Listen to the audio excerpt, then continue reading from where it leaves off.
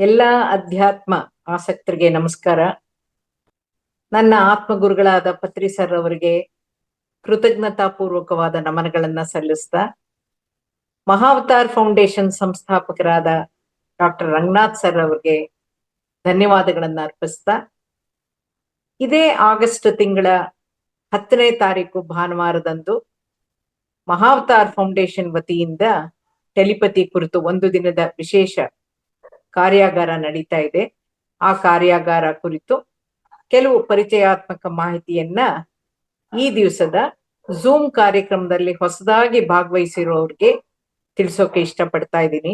ಈ ಹಿಂದೆ ಇದೇ ಕಾರ್ಯಕ್ರಮವನ್ನ ಮಾಡಿ ಬಹಳಷ್ಟು ಜನ ಅವರ ಮನೆಗಳಲ್ಲಿದ್ದಂತ ಸಮಸ್ಯೆಗಳನ್ನ ಅದ್ರ ಸಮಸ್ಯೆಗಳಿಂದ ಹೊರಬರೋಕೆ ಉಪಯೋಗಿಸಿದ್ದಾರೆ, ಸಾಧನೆಗೆ ಉಪಯೋಗಿಸ್ಕೊಂಡಿದ್ದಾರೆ. ಹಾಗಾಗಿ ಒಳ್ಳೆ ಫೀಡ್ಬ್ಯಾಕ್ ಬಂದಿದೆ. ಕೆಲವರಿಗೆ ಈ ಹೊಸ ಕಾರ್ಯಕ್ರಮದಲ್ಲಿ ಭಾಗವಹಿಸ್ತಾ ಇರೋರಿಗೆ ಟೆಲಿಪತಿ ಅನ್ನೋ ಪದಾನೇ ಹೊಸದಾಗಿರ್ಬಹುದು. ಈ ಕಾರ್ಯಾಗಾರದಿಂದ ನಾವೇನ್ ಕಲಿಬಹುದು, ನಮಗೆ ಯಾವ ತರಹ ಲಾಭ ಆಗತ್ತೆ ಅನ್ನೋ ಪ್ರಶ್ನೆ ಹಲವರಲ್ಲಿ ಮೂಡಿರ್ಬಹುದು.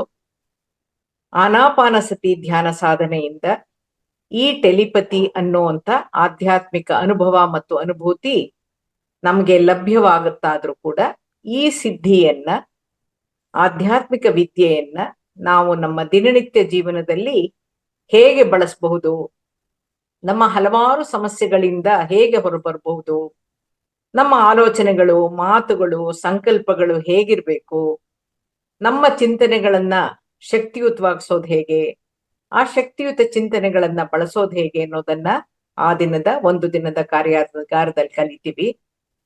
ನಾವೆಲ್ಲ ತಾಪತ್ರಯ ಅನ್ನೋ ಪದವನ್ನ ಕೇಳಿದೀವಿ, ಬಳಸಿದೀವಿ, ಅದ್ರಲ್ಲಿ ಸಿಕ್ಕಾಕೊಂಡು ದುಃಖ ಪಡ್ತಾನೂ ಇದೀವಿ, ನೋವುಗಳನ್ನ ಅನುಭವಿಸ್ತಾನೂ ಇದೀವಿ, ಹಲವಾರು ರೀತಿಯ ಸಮಸ್ಯೆಗಳಲ್ಲಿ ಮುಳುಗಿದೀವಿ. ಸಂಬಂಧದ ಸಮಸ್ಯೆ, ಆರ್ಥಿಕ ಸಮಸ್ಯೆ, ಕಾಯಿಲೆಗಳು ನಮ್ಮನ್ನ ಬಾಧಿಸ್ತಾ ಇರುತ್ತೆ.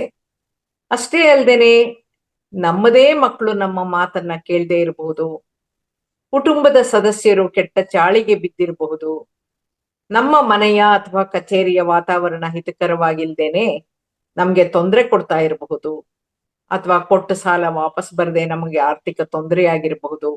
ಇವೆಲ್ಲವುಗಳಿಂದ ಹೊರಬರಕ್ಕೆ ಹಲವಾರು ಆಧ್ಯಾತ್ಮಿಕ ಮಾರ್ಗಗಳನ್ನ ಬಳಸ್ಕೊಳ್ಬಹುದು.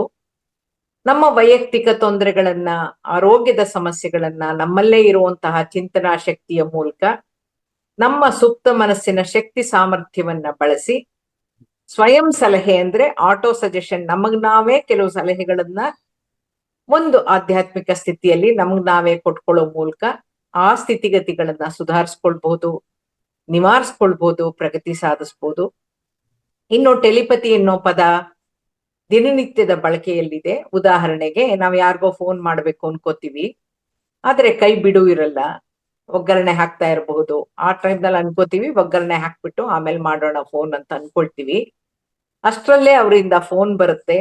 ಆಗ ನಮ್ ಬಾಯಲ್ಲಿ ಏನಂತ ಬರುತ್ತೆ, ಈಗ ತಾನೇ ನಾನ್ ಹಿಂಗ್ ಫೋನ್ ಮಾಡ್ಬೇಕು ಅಂತ ಅನ್ಕೊಂಡೆ, ಅಷ್ಟ್ರಲ್ಲಿ ನೀನೇ ಫೋನ್ ಮಾಡ್ದೆ, ಟೆಲಿಪತಿ ಕೆಲಸ ಮಾಡ್ತು ಅಂತೀವಿ. ಈ ಟೆಲಿಪತಿ ಕ್ರಿಯೆ ಅನ್ನೋದು ಆಕಸ್ಮಿಕ ಅಲ್ಲ, ಆಧ್ಯಾತ್ಮಿಕ. ನಮ್ಮ ಆಲೋಚನೆಗಳು, ಚಿಂತನೆಗಳು ಪ್ರಕೃತಿಯ ಸಹಾಯದಿಂದ ನಮ್ಮ ಸುಪ್ತ ಮನಸ್ಸಿನ ಸ್ಥಿತಿಯಿಂದ ಕೆಲಸ ಮಾಡುತ್ತೆ. ನಮ್ಗೆ ಬೇಕಾದಾಗ, ನಮ್ಗೆ ಅವಶ್ಯಕತೆ ಇದ್ದಾಗ, ನಮ್ಗೆ ಬೇಕಾದವ್ರಿಗೆ ನಮ್ಮ ಚಿಂತನೆಗಳನ್ನ ಕಳಿಸೋಕೆ, ಆಧ್ಯಾತ್ಮಿಕವಾಗಿ ಕೂಡ ಸಂದೇಶಗಳನ್ನ ಗ್ರಹಿಸೋಕೆ ಬಳಸಬಹುದಾದದ್ದೇ ದೂರ ಮನಸ್ಪರ್ಶ, ಮೌನ ಸಂವಾದ ಅಥವಾ ಭಾವನಾ ಸಂಪರ್ಕ ಟೆಲಿಪತಿ.